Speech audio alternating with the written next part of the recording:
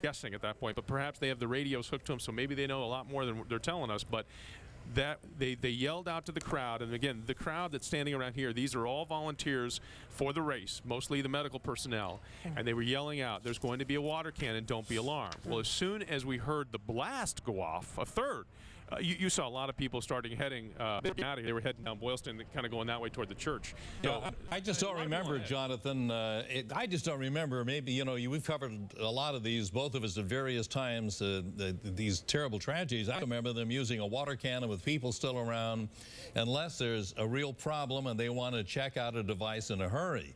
I got to say, Jack, they were very good about clearing people out of the area, really getting them far back in a big hurry. So some of these devices that they were looking for, or any of them, they would clear people back in a hurry. So if they brought the water cannon, they had people far enough back that I think that they felt safe enough to go ahead and spray it down. But again, you're looking at live pictures now. These are all the EMS that are coming out of the tent, and they're just going to stage here, I guess, have a little meeting and kind of figure out what's next. But it looks as though they got most of all of the people who have injured. Again, 2 dead, 22 injured, and the injured now have been transported to the hospital. So this looks like a debrief of some kind, or maybe a plan of attack for what's next. Sure, and we do know, Jonathan, from our Jim Armstrong, who's nearby where you are, he's been moved over to the Clarendon Street area. Boston police trying to continue to move our crews out of the Copley Square area because of that fear.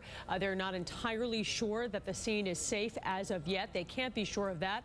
And as you see the officers meeting right here, as you said, Boston police confirmed 2 dead, 22 injured. The Fairmont Copley Plaza Hotel is in lockdown. We've just received word that Emerson College is in lockdown. Of course, that campus goes from Tremont Street and up around the corner throughout the theater district. We do know, because the Boston Marathon is the most famous marathon in the world and has a world audience, we do know the president has been notified of this incident. A spokesman from the White House saying the administration is in contact with all state and local authorities, and the president's directed the administration to provide whatever assistance is necessary in the investigation and response. Our John Keller is at the State House. There may be a little delay in this as we get to him, but let's see what he has found out. Hold on, John. John, go. We arrived at the State House about 15 to 20 minutes ago. It is locked up tight. That's not surprising. The state is normally closed for the Patriots' Day holiday. We were able to speak with Brendan Round, Governor DeVos. The governor is at his home in Milton receiving